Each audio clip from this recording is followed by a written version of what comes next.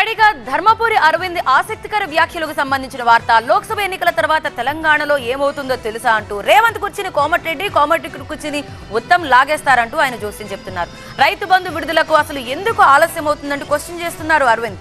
కేసీఆర్ ప్రకటించిన 1000 కోట్లు అటు పొంగులేటి ఇటు కోమటిరెడ్డి తీసుకెళ్లిపోయారంటూ తీవ్రమైన వ్యాఖ్యలు చేశారు అరవింద్.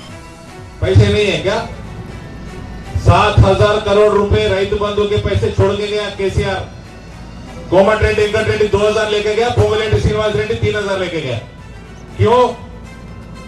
इलेक्शन में खर्चा किए, इलेक्शन में 300 करोड़ खर्चा किए तो 3000 करोड़ लेके गए। बकरा कौन बन रहे? ये किसान बन रहे बकरा, ये ఎంప్లాయీస్ बन रहे बकरा।